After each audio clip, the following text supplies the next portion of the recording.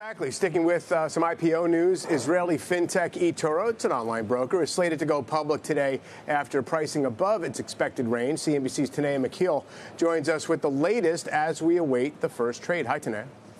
Hey, Mike. Yeah, things looking really positive for eToro, raising about $620 million in an upsized IPO, which it priced last night at $52 a share. Indications right now looking more like $60 a share, and that's above its expected range of between $46 and $50 per share. So it gives it a market value of about $4.2 billion at the $52 pricing.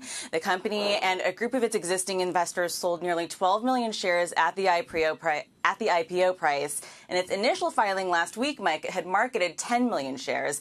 BlackRock has indicated interest as well in buying as much as $100 million in Class A shares, also at the IPO price, and that is according to that same earlier filing from last week.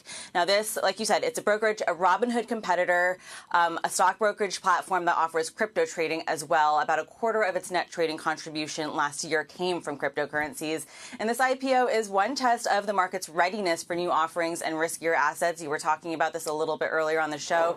eToro filed to go public in March, as did Klarna, StubHub. When the IPO market looked set to benefit from President Trump's return to the White House. But all three of those companies did end up shelving those plans as the tariff-driven turmoil played out in the following weeks. And this is not eToro's first attempt at going public. It tried to do so in 2021 through a SPAC merger, but scrapped those plans during a sharp downturn in the equity markets. So really encouraging to see these early signs for eToro.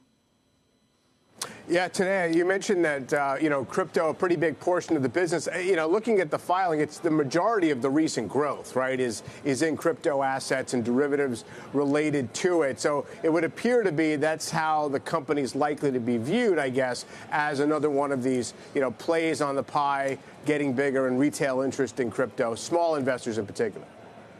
Yeah, absolutely. A much smaller company compared to something like, say, Coinbase, but really interesting to see what this implies for exchanges that are in crypto, kind of merging a little bit more into, stocks and other more mainstream financial services, and what it says about regulation as well. We're in a more supportive regulatory environment, and it will be interesting to see how crypto trading services get treated from the regulatory perspective compared to regular stock brokerage.